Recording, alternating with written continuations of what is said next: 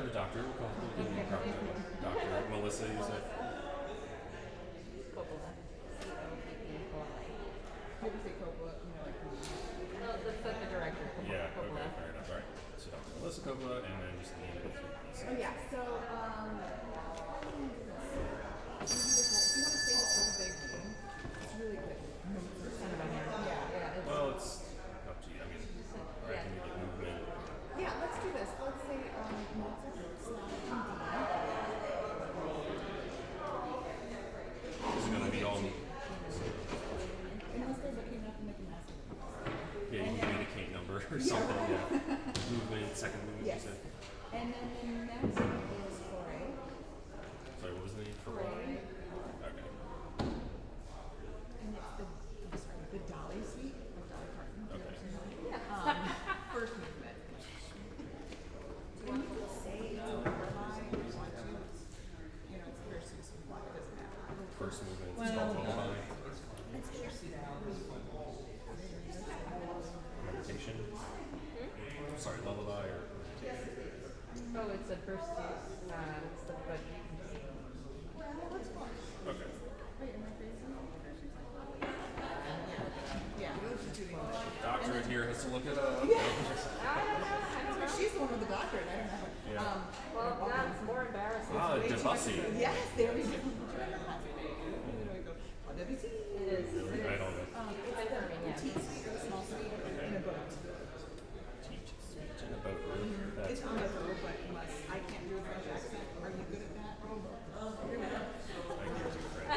All right, so it's just the teach suite.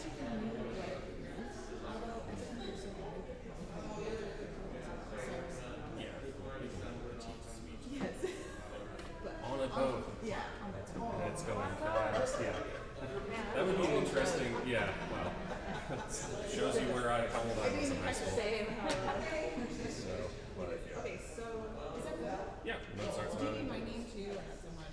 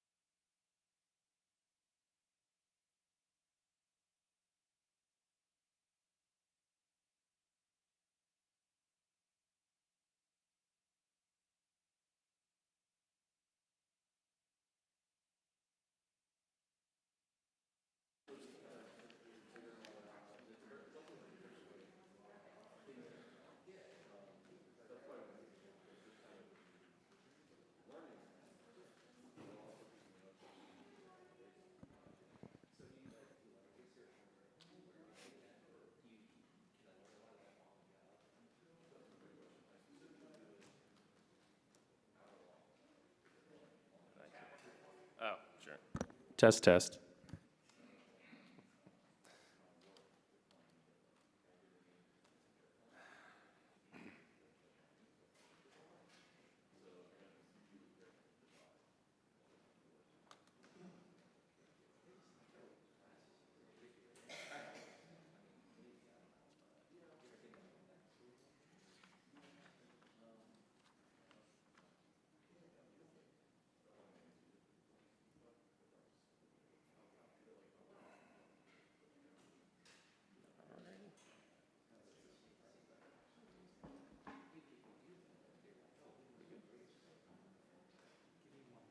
Okay, 60 to 59.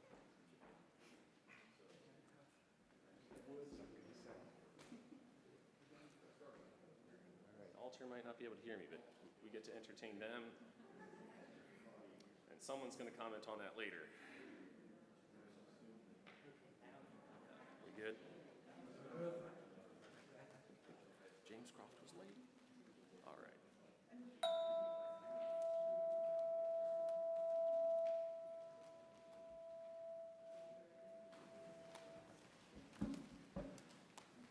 All right, welcome. May the humanity that is within every human being be held more and more precious and be regarded with ever-deepening reverence. Welcome to the Ethical Society of St. Louis. My name is Sean. I'm the volunteer chair for Platform this week, and I've been a member of the society for 5 years, and my pronouns are he, him, but we accept you for simply being a human being. Ethical humanist congregations provide the benefits of traditional religions, such as a supportive and inspiring community, a commitment to shared values, and deeply meaningful engagement with people and ideas. But we do this without prayer or traditional ritual, respecting personal autonomy and freedom of thought. We are here to be human together. All are welcome to attend and participate. So that our program is not interrupted, unless you are live tweeting this platform, please check your devices are turned off. Thank you. And while our Sunday Ethical Education for Kids program is in session, we ask a young member to read our core values. That shall be me, because Seek is out of session, so I will begin. Every person is important and unique. Every person deserves to be treated fairly and kindly. I can learn from everyone. I am a part of this earth. I cherish it and all the life upon it. I learn from the world around me by using my senses, mind, and feelings. I am a member of the world community, which depends on the cooperation of all people for peace and justice. I can learn from the past to build for the future. I am free to question. I am free to choose what I believe, and I accept responsibility for my choices and actions, and I strive to live my values. Thank you. This year, we are exploring these core values as our monthly themes. Our theme for May is I am free to choose what I believe. Our platforms include a wide variety of music to inspire us and to celebrate human diversity and creativity. Please welcome Dr. Melissa Coppola and Caroline Hickson, who shall be playing the second movement of Mozart's Sonata in D.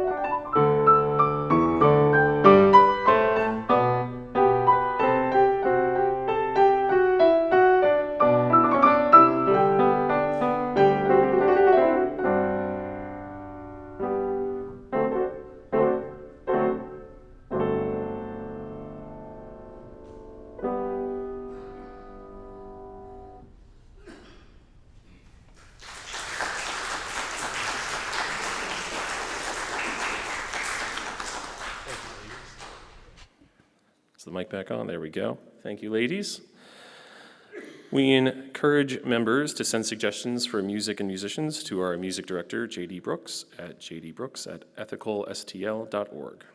We would normally now have opening words, an opportunity for members to share their personal thoughts and experiences.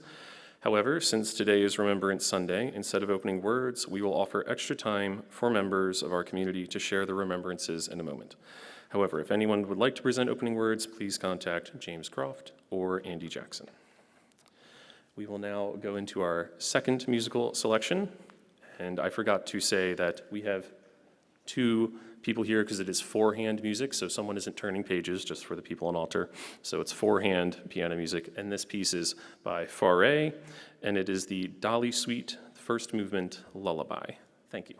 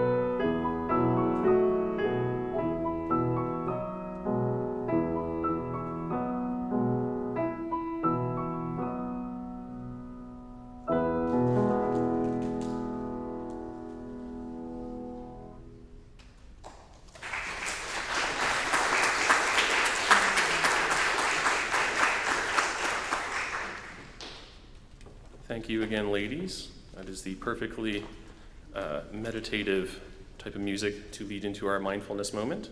Before our main address, we like to take a moment to let go of extraneous thoughts and to calm our minds and bodies. I invite you to sit comfortably and take several deep and slow breaths for 1 minute of mindful breathing.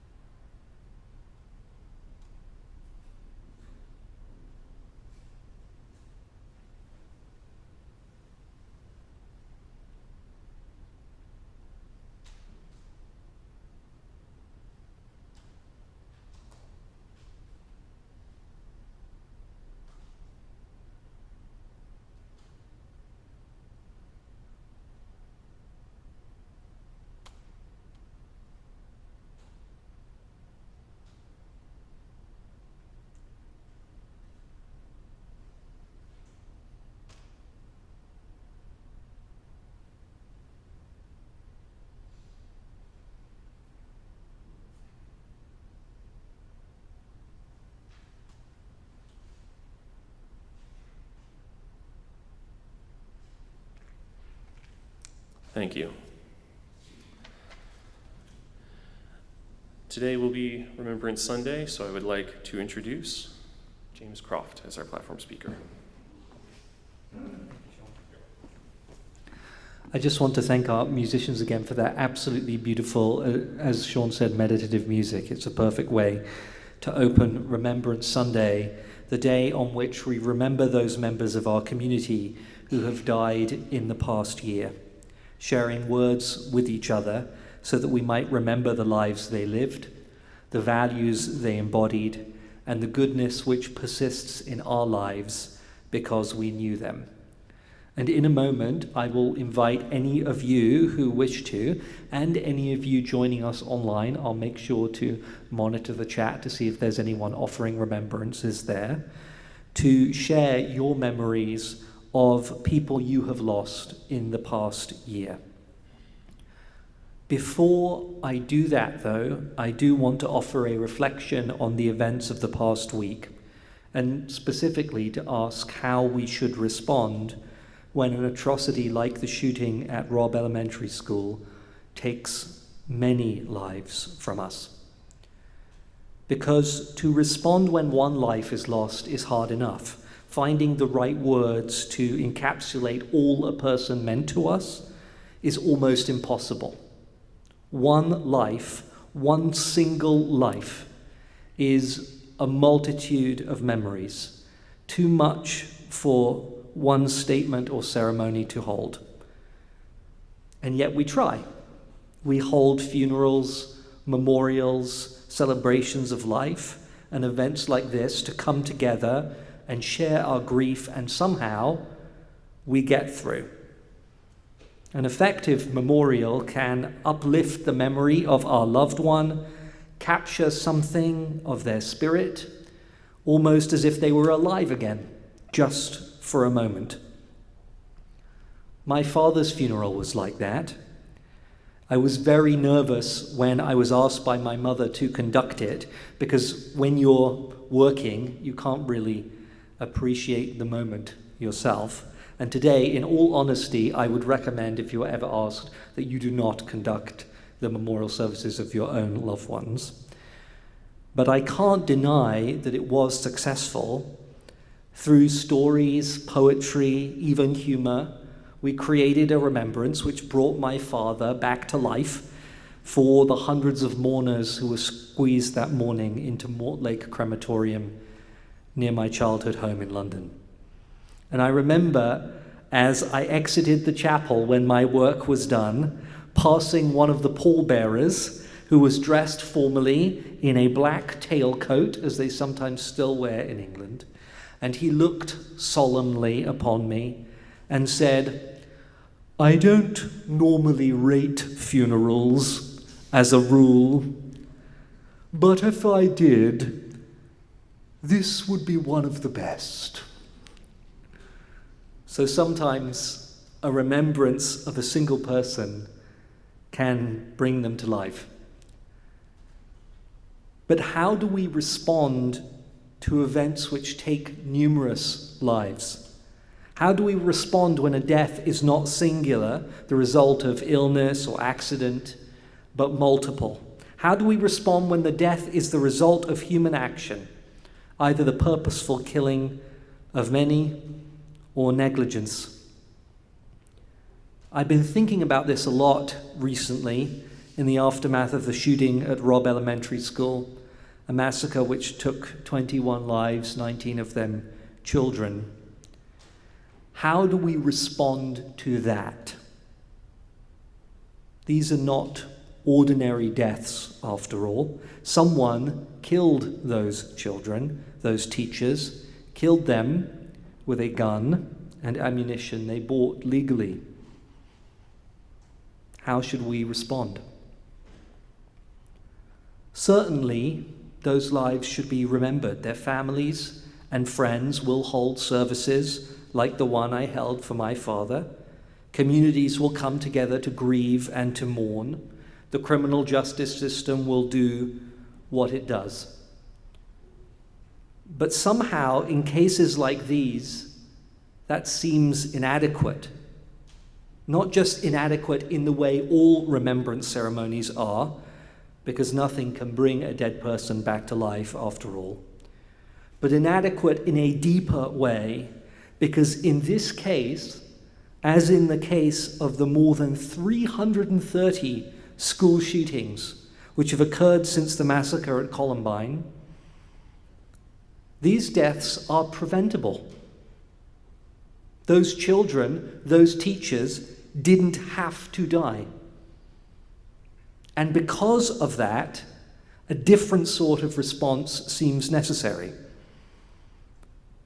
What sort of response would be adequate to the shooting of children in elementary school classrooms, especially when it happens again and again and again and again? The question of how to respond to mass shootings like that is not a theoretical question for those of us at the Ethical Society. We have discussed providing active shooter training for our staff and even recently hiring armed security for our building. What would we do, we have asked, if a person with a gun came into our congregation and started killing people? How would we notify our members if someone went on a rampage? How would we get people out of the building? What is the best way to provide care for those shot and dying? Is it my responsibility as the leader of this community to confront an active shooter? Is it my job to take a bullet for a child in our Sunday school?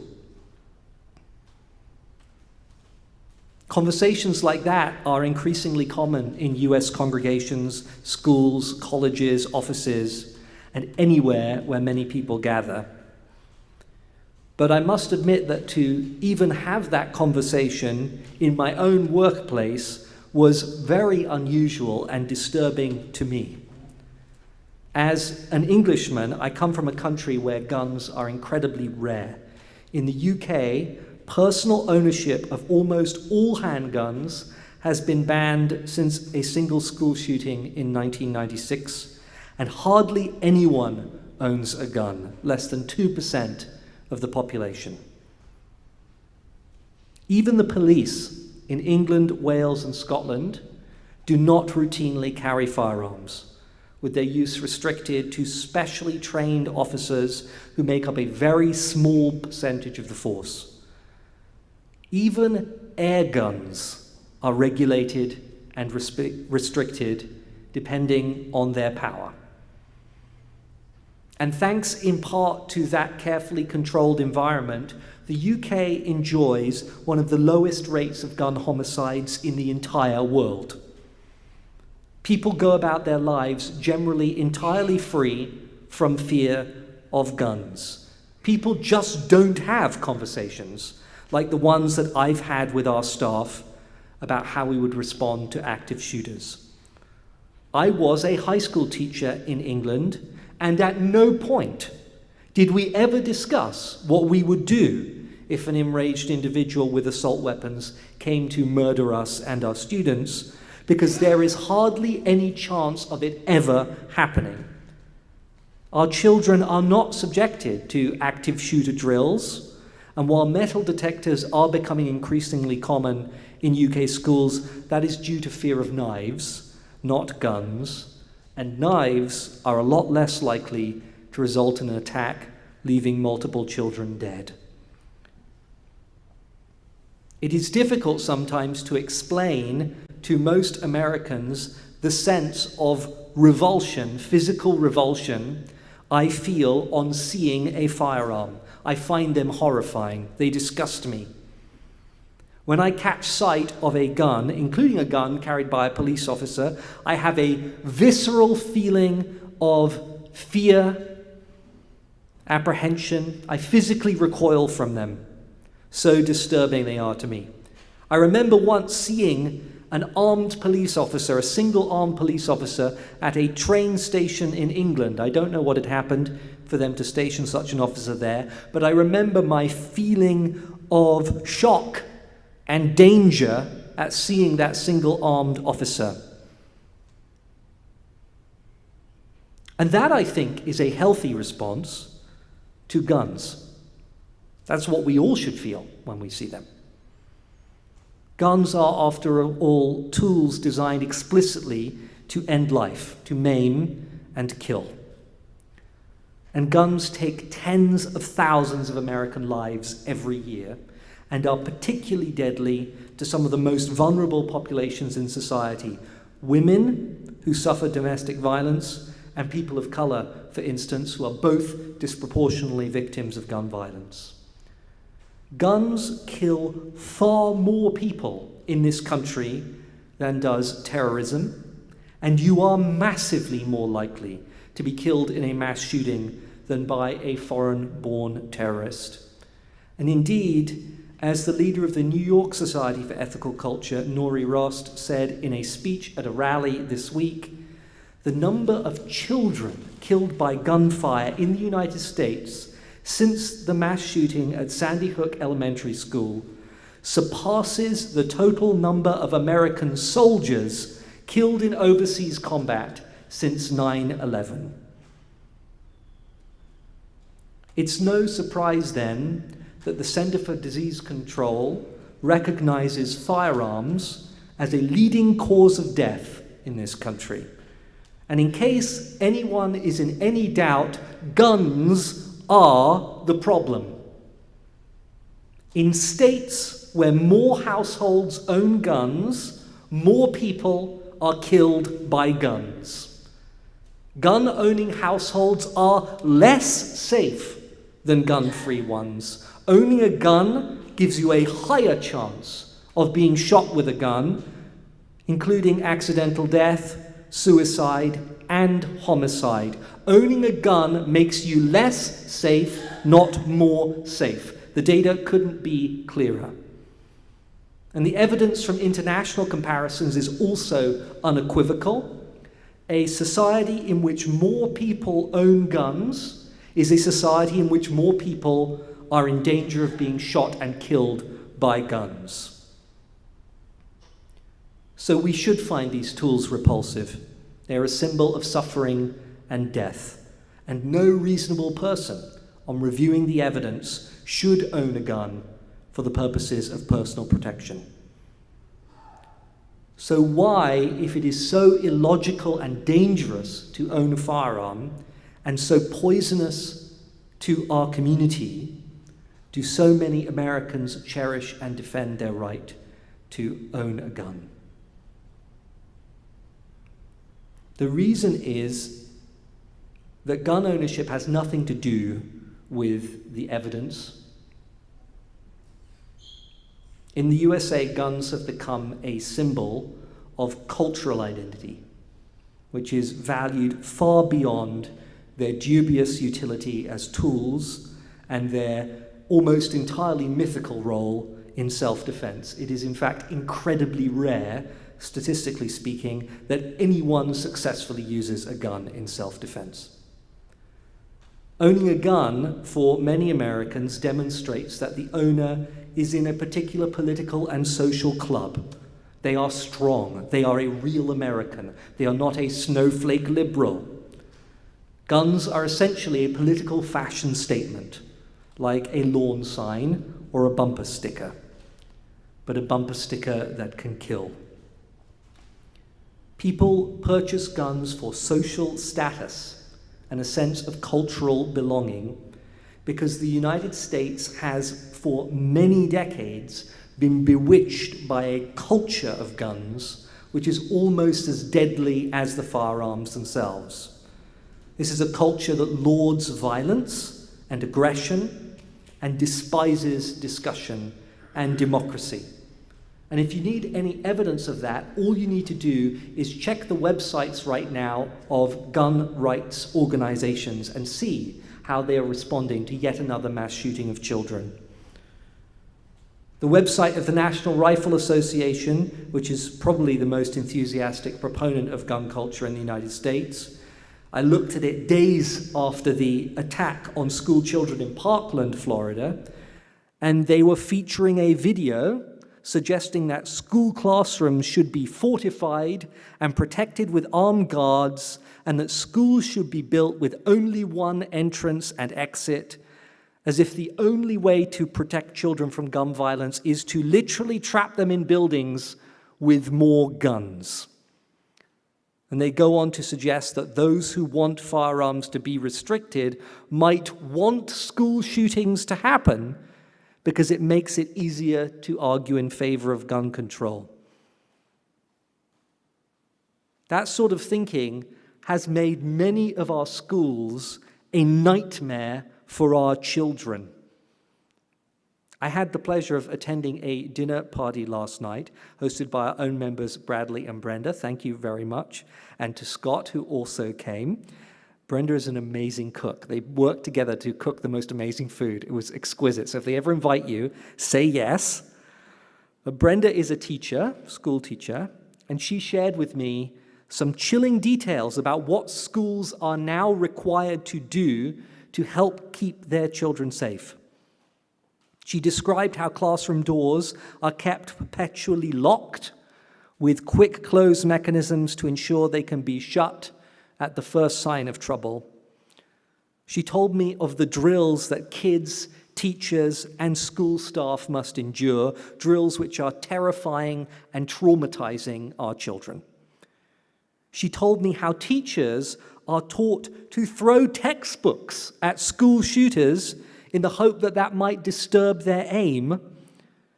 But worst for me was a detail she shared so chilling, so disgusting, that I don't think I'll ever forget it. She told me that they teach kids, should their school be breached by an active shooter, to put 3 textbooks back to back into their school bag, because tests from tactical experts have repeatedly shown that bullets will pierce 2 textbooks, but not 3. America has become a country which would rather its children wear improvised textbook body armor than make it harder for people to buy guns. That is a sick society. This past Friday, the NRA held their national convention, like 2 days ago, just days after the shooting in Texas. And there, NRA supporters dismissed efforts at gun control and mocked gun control activists. Republican politicians blamed video games and single-parent families and their favorite scapegoat for everything, Marxists, for this violence, but not the weapons that actually killed those kids. While both Donald Trump and Ted Cruz repeated the obscene and ridiculous lie that the only way to stop a bad guy with a gun is a good guy with a gun. Outside their convention hung a sign promising 14 acres of guns and gear. And all this less than 300 miles away from where dead children were carried out of an elementary school on stretchers after multiple heavily armed police officers failed to stop a bad guy with a gun. Closer to home, the Missouri Firearms Coalition is perhaps even worse than the NRA. What has been their response to the shootings in Texas? Well, on Facebook, they have again promoted the idea that all our teachers should be armed, and they have taken to mocking the survivors of the Parkland shooting on social media. And I wonder, how long until they start mocking the survivors of Robb Elementary School? Will they wait until they are adults, at least, before they deride them on social media? Past form suggests they will not. They will insult and demean children instead of giving up their precious guns. Now, these are particularly extreme examples of gun culture for sure, but it is an extension of the same deadly logic which says the only answer to gun violence is more gun violence. And that route can only lead to misery and death, as gun companies manipulate our fears in order to make more money. But another way is possible. Other nations have confronted their gun cultures and won, implementing restrictions on the ownership of firearms and massively reducing the amount of gun violence their citizens are subject to as a result. And we can do the same in the United States. While the USA is currently trapped in the web that the gun lobby has spun for us, we could escape. We could begin by a nationwide gun amnesty and buyback, asking people to voluntarily give up their guns. If the appeal was made in the right way, many would. Then we could begin the process of making firearms progressively harder to buy, starting with the most deadly, but moving to encompass all personal firearms. It would take many decades, for sure, and a huge investment of resources, at least initially. But it would save countless lives and immeasurably improve this society. I'm proud then that our movement, the ethical movement, has long supported gun control measures, from a resolution demanding the banning of handguns in 1979 to a statement after the shooting at Marjory Stoneman Douglas High School in 2018.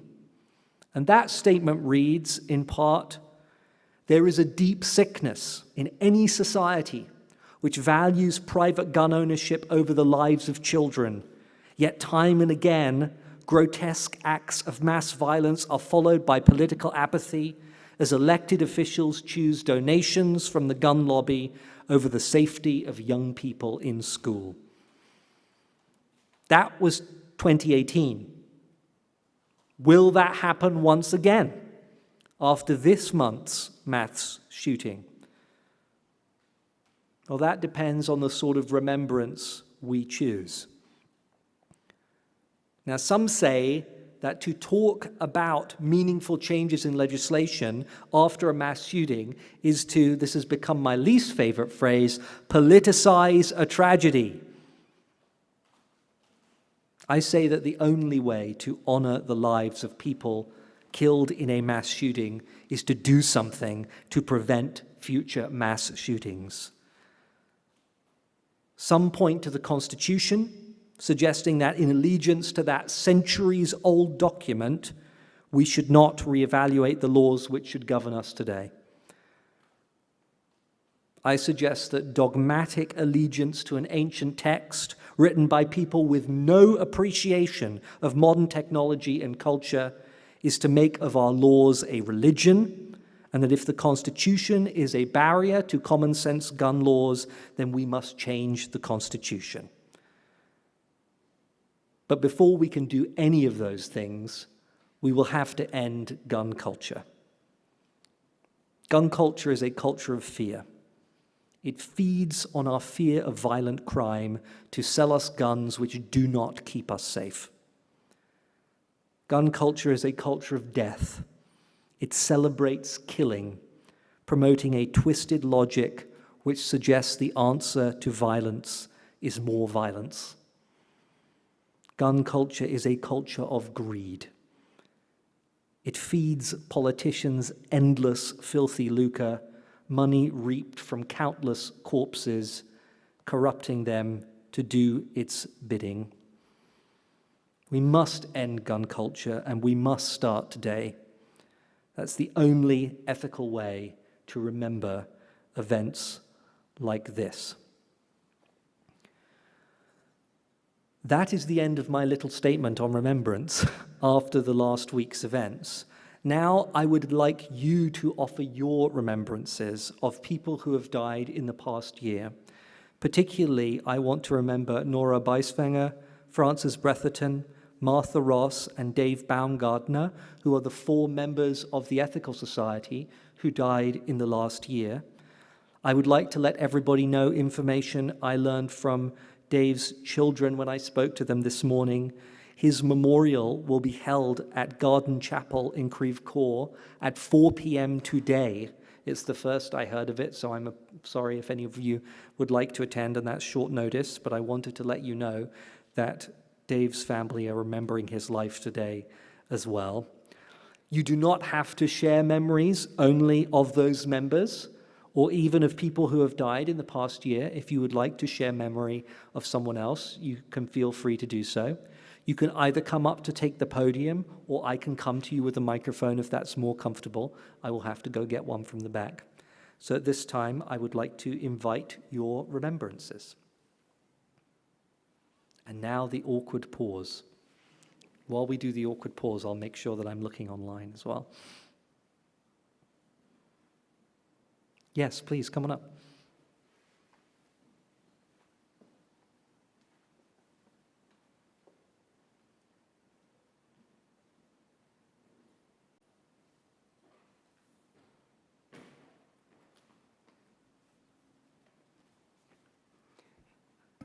Hello, I'm Jane Schaefer, and I would like to today remember my good friend Ginny Crowley. Ginny Crowley and I met at the psychiatric ward at St. Mary's Hospital. We went there every month and got to know each other. We brought our dogs with us because we were therapy teams, and we were cheering up the people who were there. We also went to schools and to retirement homes, but both Ginny and I decided that our favorite place to go with our dogs was a psychiatric ward because we thought there we did the most good. We helped the most people. So we went there for a while. She had a darling little boxer named Sparkle, and I had a big golden doodle named Dakota. Dakota and I still go to retirement homes and cheer people up. But we lost Sparkle quite a while back, and after that, Ginny and I became very good friends. We started having lunch together, shopping together, going to museums, and then Ginny started to help me coordinate the art exhibits, which I do here. In order to coordinate these exhibits, we went to art fairs, we went to galleries, we went to artist studios, and we had a lot of fun meeting artists, choosing artists, and she would come in and help me hang the exhibits, and it was just really great knowing her. Last summer, we decided to go to the Botanical Garden. There was a wonderful exhibit there that was throughout the garden. It was a lovely exhibit, and then we decided to have lunch, and we sat down on a bench and had lunch outside, and then she fainted, and I didn't know what to do. She came to again, and I got someone to help us get to my car, and I said, well, why don't we go to urgent care or emergency room? And she said, oh no, I just want to go home to my husband. So I took her home to her husband, and it wasn't too long after that she called me on the way home from the hospital and said she had stage 4 colon cancer. And I just couldn't believe that. So I saw her a few times after that, but she really didn't live very long. But I must say that she was a good friend, and I just wanted to say a few words about her. I miss her.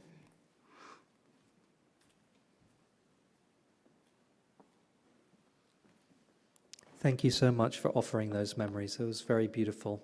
We appreciate you being willing to share. Who else would like to share a memory of a loved one who they have lost in the last year? Yes, please come on up. Thank you, Travis.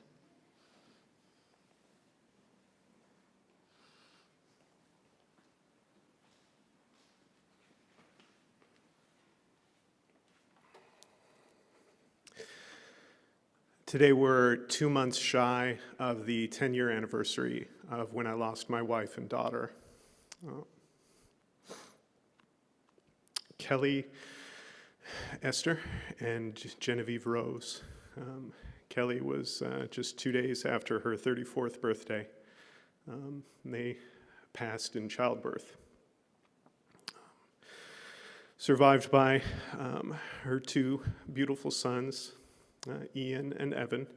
Evan had just turned 5 the month before, and Ian was 6. I hope to see them again someday.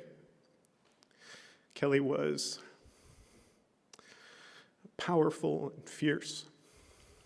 She was smart and beautiful. We had grown to calling Genevieve Evie in the months leading up to her birth and death. We miss them a great deal. I was sad that they never got to see this place. I found you all in the year leading after their death. But I remember them now and I wish they could have met all of you.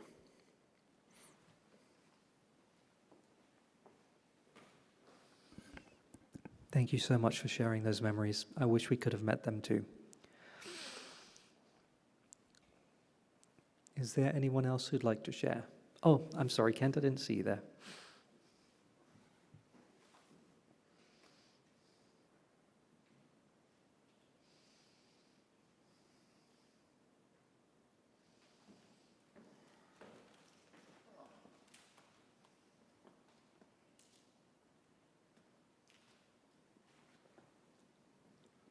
Good morning.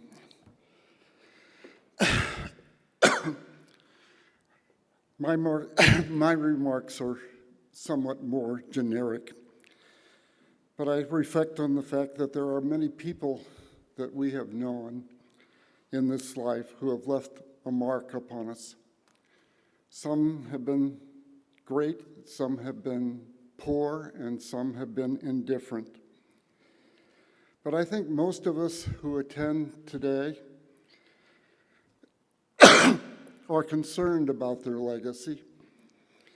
I have a deceased relative who in the last days of his life even had his memorial service given in church so he could hear what people would be saying about him when he finally died. Memorials are memories for the living, and perhaps we should all write our memorial in advance as a reminder to ourselves of who we think we are, what we have done, and most importantly, what we still need to do. I would ask that you reflect on this day of those who passed and left you a better person. And if this is difficult, to spend some time looking for people to mold your future thoughts and actions. And finally, I want to thank all of you who have touched my life and that of my wife in a positive way, while they can still hear and appreciate those thoughts. Thoughtful, kind words, hugs, notes to the living is the best future memorial you can ever provide. Thank you.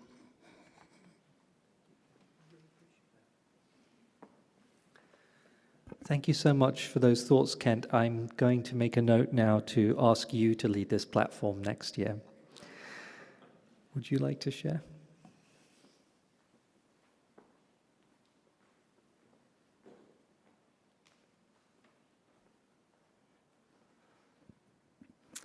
Good morning. My name is Nellie Brown. My pronouns are she and her. I've been a member since 2002. 2002 was a year of change for me. I joined the society, and I also accepted a commission in the U.S. Army Reserves as a medical entomologist. In 2005, I became the commander of the 480th Preventive Medicine Detachment, which is a public health unit. In May of that same year, I stepped off the rear of a C-130 onto the tarmac of Kandahar Airfield. If you've ever baked cookies in the winter and gone outside and then come back in and opened up the door of the oven the look inside. It was kind of like that, stepping off. It's like someone opened up the door. Oh, would you like to walk in and see what hell feels like? It was that hot. It was one of the most challenging years of my life, 2005. We were in charge of the public health for Western, Southern, Northern Afghanistan, as well as forces in Uzbekistan. One morning, there was the big voice spoke up, huge PA system. You could hear it all over the airfield. It said, "Attention all CAF residents." Not nearly as legible as what I'm speaking, not nearly as understandable as what I've said here, but it's like, and it said there will be a ramp ceremony in 15 minutes on the airfield. And so I asked one of my senior non-commissioned officers, "What's a ramp ceremony?" He said, "Oh, it's a ceremony to say goodbye to one of the fallen soldiers. The mortuary affairs has completed what they can do, and they are preparing to send them home. And anyone who knows the soldier or the unit or anyone else is welcome to attend." So I said, "Right, everybody, let's go." So we went out there and participated in the ramp ceremony. Ceremonies are very important, and not just for the military, but for us as well, civilians, here, now. On that day, early in the morning, we all stood in formation at attention. The mortuary affairs vehicle came up. The platoon members helped carry their brother off the vehicle. The commander spoke a few words. The chaplain spoke a few words. Everyone stood at attention. The fallen comrade was taken into the belly of a C-10. And then the service members were dismissed. We went back to our B hut.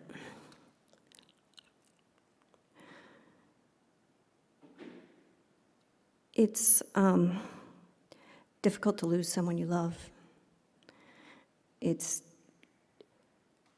can be difficult also to lose someone who you never knew.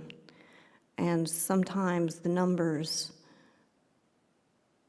become so astronomical, they're difficult to process. Whether they are service members dying in a foreign country, whether they are school children dying needlessly, whether they are those of us dying in a hospital separated from our loved ones due to a pandemic. We need to do our best to wrap our minds around the numbers and remember them in our hearts, and try to apply science to figure out ways to minimize those losses in the future.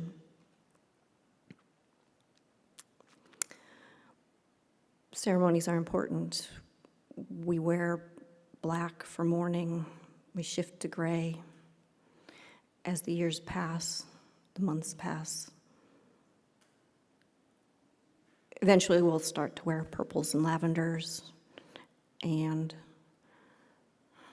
hold the best in our hearts of what we remember from those who have impacted us. I'm wearing lavender today. And for everyone who is still wearing black and shades of gray, my heart goes out to you.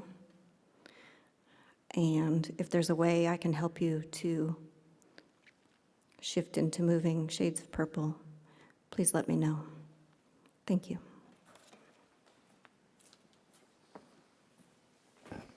Thank you so much for that perfect way to wrap up our remembrances. In respect for our musicians' time, we're going to end the formal platform in a moment, but I'm happy to stay if people have more remembrances they'd like to offer in what would normally be our Q&A time. I'm happy to keep this space open and allow you to do that.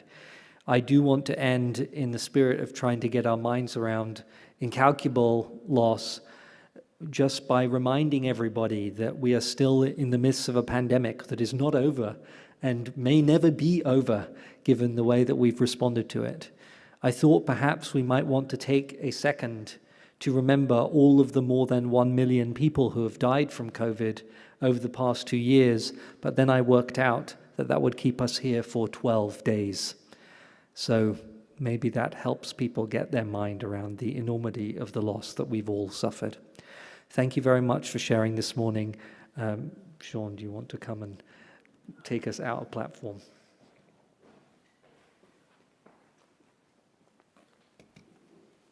Thank you for everyone's words today. And I hope people at altar get to remember their loved ones as well. Our third music piece is Debussy's, I won't say Debussy, but I just did. So Debussy's Petite Suite on a Boat.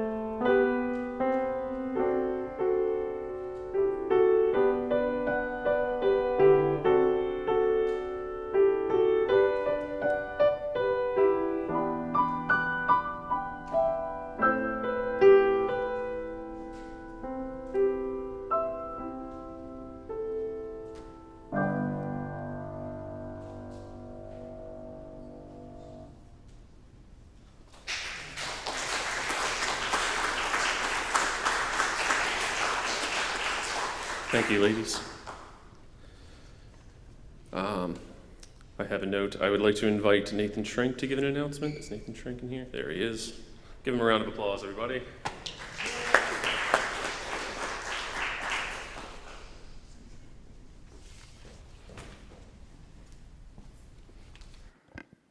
Hello. Let me get this here. The End Racism team would like to invite you to attend a screening of the short film More Than One Thing, followed by a brief discussion on Tuesday, May 31st at 7 o'clock here in the Ethical Society Auditorium. This film was first screened at the Ethical Society in 1970 and was preserved and digitized by Washington University Library's Film and Media Archive in 2018. The film is included, let me get my glasses on, in the exhibition Counter-Narratives Representing Race and Ethnicity on view at the John Olin Library through July 10th, 2022. So the doors will open at 6:30. The film screening will take place at 7. It's free, open to all. And the panel discussion that follows will be moderated by Jeff Ward, Professor of African and African American Studies and Director of the WashU Slavery Project, the WashU and Slavery Project.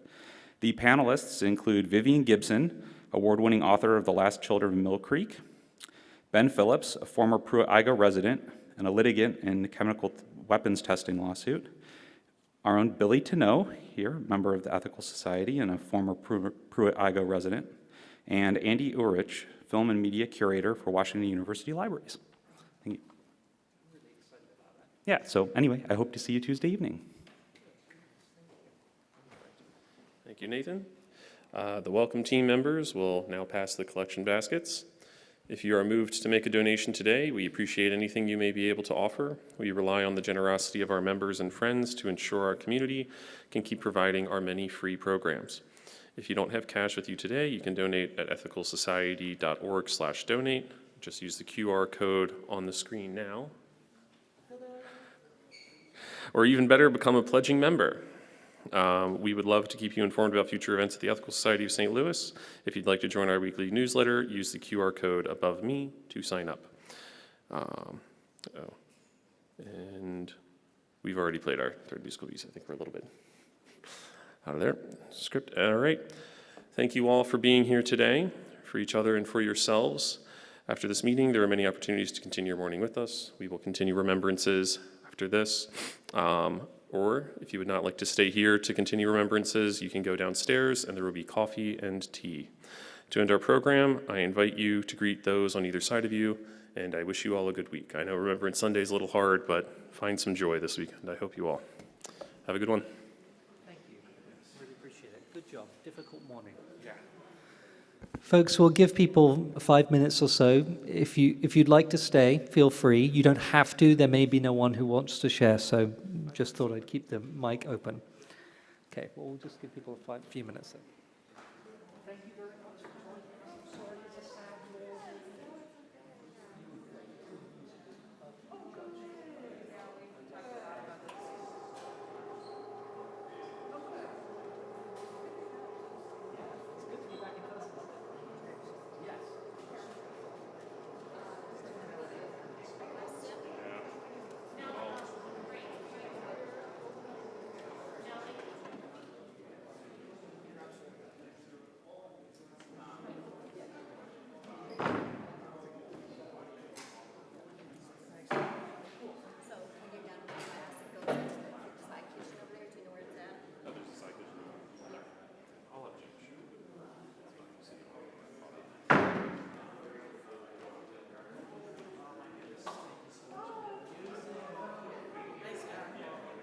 Thanks.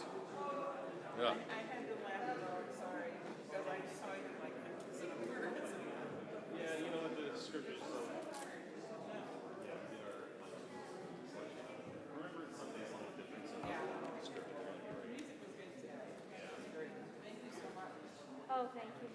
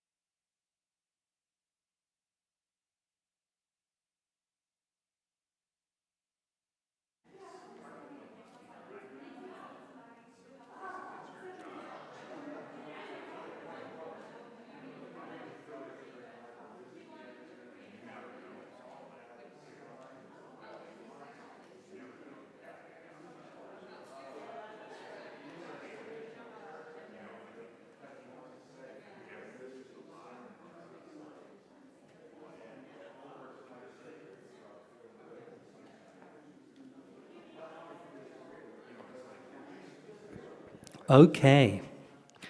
I have just done a check on altar to see if there's anybody who has said they would like to remember anyone, and I'm not seeing anybody.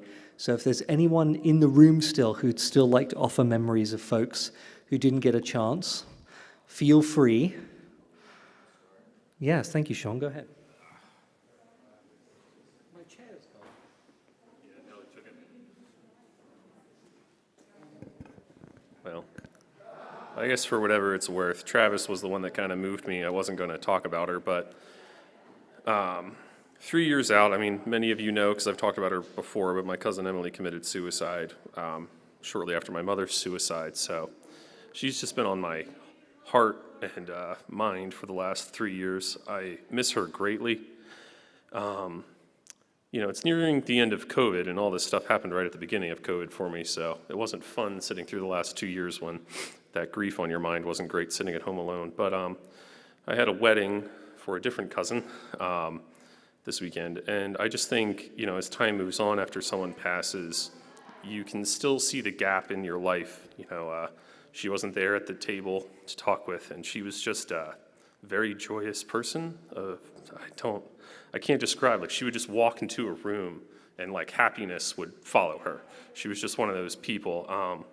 It was great growing up with her, but yeah, I just still acknowledge those moments when you're with your family, and no one really talked about her, probably because of the grief, but you know, you just know sitting there, even though I had a good time, there are gonna be memories that she has with me that don't get brought up, and I don't know, I keep her license. It's the only memento I have because we had to throw everything out at the time. So it just keeps her face with me, and that's it. And I just wanted to remember her. And it didn't work last year, but I planted a hollyhock garden. She had a full body tattoo of hollyhocks. She was like, I'm into the Civil War, she's into wildflowers. And so I keep a hollyhock garden in my yard for her. And this year it's growing and blooming, and there's a little pink hollyhock for her. So that's it. Thank you so much for sharing, Sean, and I love that there was a tangible reminder that you have. Would you like to share a memory? Yeah, come on up.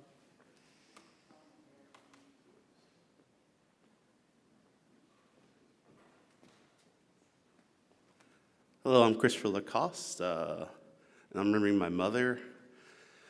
This time last year, I think my mother's heart had stopped, and they resuscitated her, but she was pretty much gone. But we spent the remainder days till June 2nd, like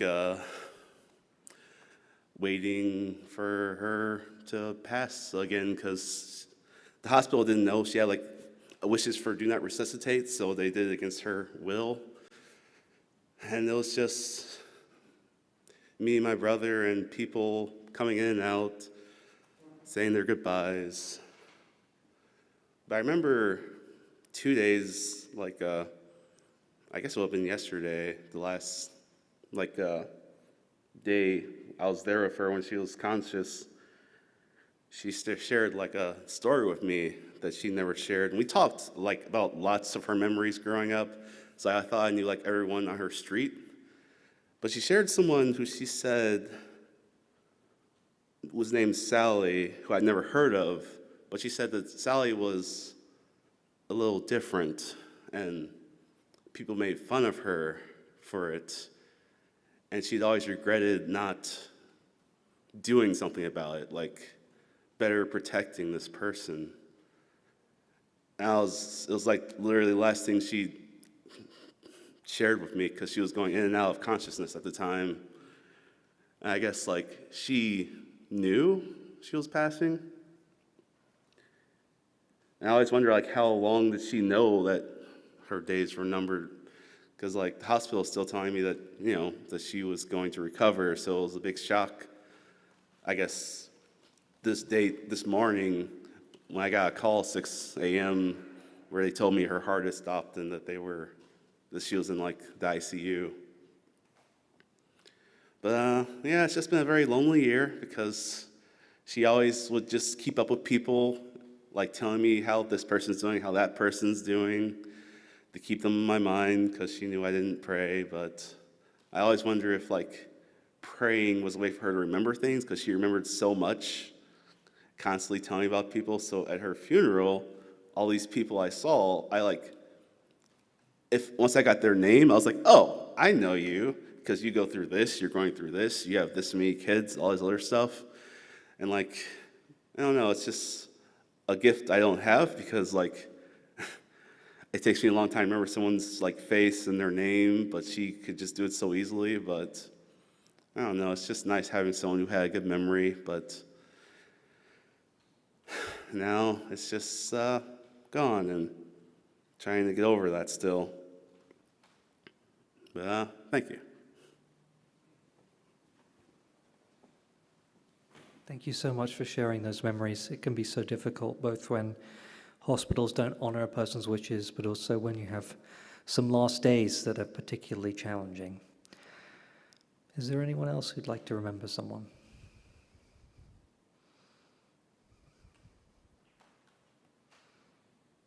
Yeah.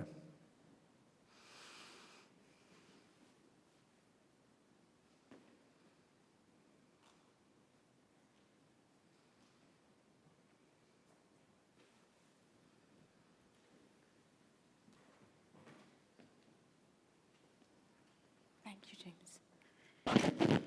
Hi, everyone.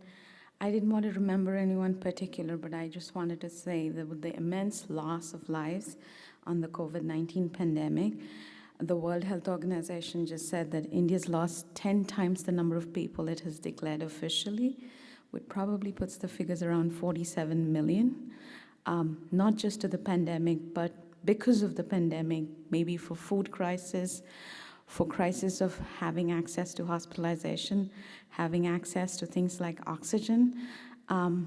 There's nobody to remember many of them. There are very many children orphaned for the first time in India. And I'm guessing many more countries globally that we don't know about, we don't get good data about. Every country has lower estimates than what has been reported, except, I guess, China and Vietnam. So just to remember them, because the loss from the pandemic is much more than we can imagine. I just wanted to keep that in mind as we go forward. So just wanted to offer a word for that. Thank you. Thank you, Satabdi. It's something I know that we haven't done yet, is had any formal recognition of the lives lost during COVID and the pandemic. I keep intending to organize some sort of event where people can come to share the experience they have had, but I'm aware of the fact that it isn't over, and I don't know when is an appropriate moment to hold an event like that, given that it's an ongoing crisis. It's the scale of the loss is shocking. I'm sure we'll all be living with it for the rest of our lives. Is there anyone else who'd like to share a memory or a thought? Yeah.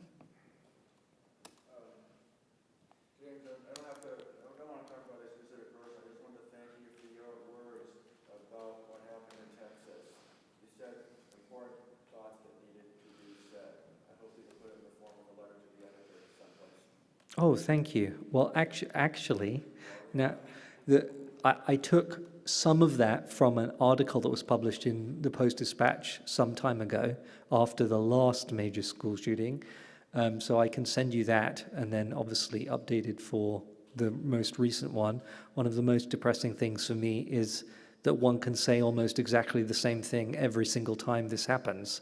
And it's like Groundhog Nightmare Day. It just happens again and again, but thank you. Okay, seeing no one else who wants to share, I'm going to call this remembrance to a close, particularly because I have to attend a board retreat in 40 minutes myself, and I want to prepare for that. So thank you, everybody, for being here today. I really appreciate each and every one of you for the remembrances you shared and being willing to listen to other people remember as well.